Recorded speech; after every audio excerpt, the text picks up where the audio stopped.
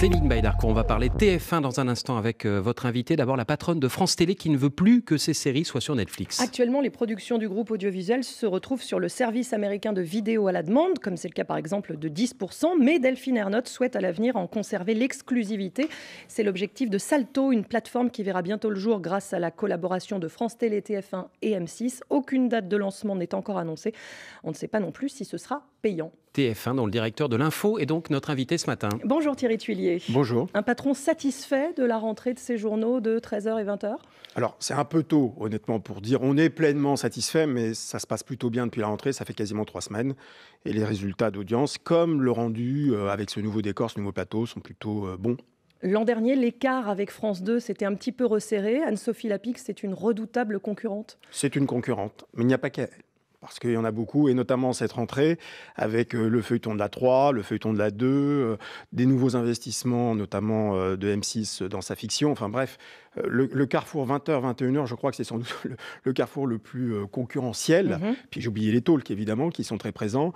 Donc il a fallu... Cyril Hanouna et Yann Barthès. Par exemple, pour ne citer que.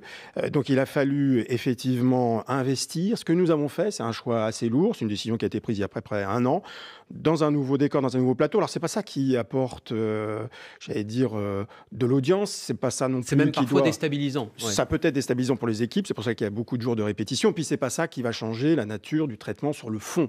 Mais ces outils au service d'un projet éditorial, ça permet de faire beaucoup de choses. Plus de choses en tout cas. Ça change un petit peu sur le fond. En tout cas, moi j'ai l'impression, Thierry Tuillier, parce que du coup vous multipliez les interventions des journalistes, des spécialistes en plateau avec des infographies. C'est pour faire des économies parce que il y a moins de reportages.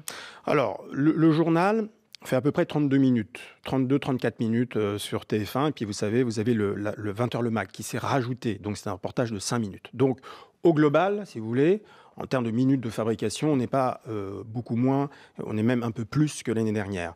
La réalité, c'est qu'aujourd'hui, il nous faut des écritures un peu renouvelées, plus modernes. Et la modernité ne passe pas forcément par le seul reportage. Le reportage reste le cœur du métier des journalistes, évidemment. Aller sur le terrain, rapporter les choses, raconter des histoires, c'est une évidence. Mais il faut être en capacité d'approfondir avec ces outils.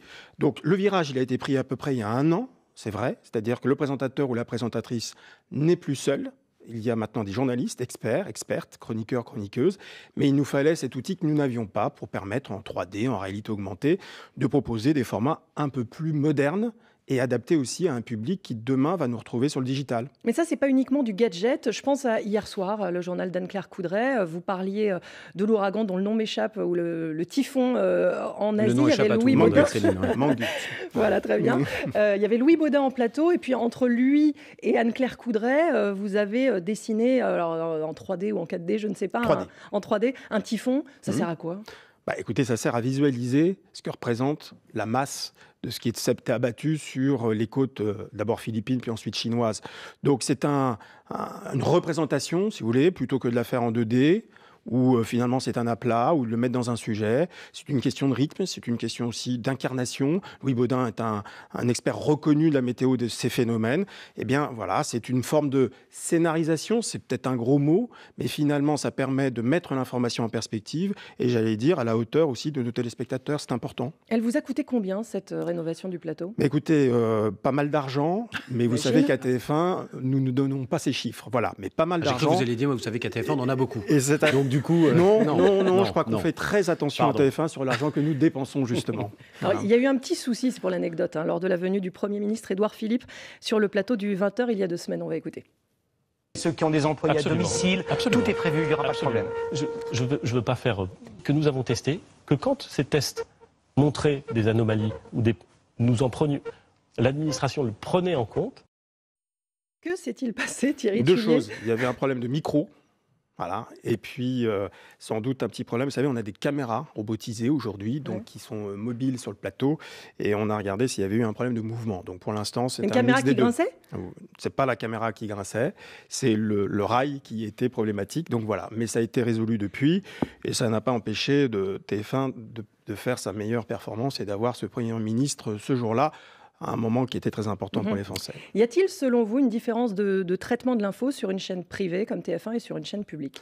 Écoutez, sur le journal de 20 heures, si on ne parle que du journal de 20 heures, moi je n'ai pas ce sentiment qu'il y ait une différence de nature. Ça reste un journal avec sa partie d'actu et j'allais dire sa partie magazine pour caricaturer un peu les choses. Donc sur le 13h, oui, sur le 13h de Jean-Pierre Le 13h, Pernaut, oui, il y a mais une c'est différence. assumé depuis très longtemps. C'est un journal qui accorde de l'importance à l'actualité, mais pas plus que ça. En tout cas, moins de l'actualité institutionnelle que d'autres, qui accorde beaucoup plus d'importance effectivement à la représentation des régions et avec là aussi pas mal de succès. Ça, c'est le 13h. Mais le 20h, honnêtement, je pense que les différences sont assez à la marge, même si elles sont assumées. Je trouve que sur TF1, il y a un peu plus de reportages, un peu plus de narration autour des portraits des Français quand ils sont dans l'actualité. Ça, vous vocalisez plus sur l'actualité française, moins internationale. On est évidemment dans la proximité avec le public français, c'est une évidence, mais ça ne nous empêche pas de raconter là aussi et d'aller voir les problématiques de société à l'étranger, comme nous l'avons fait par exemple ce week-end.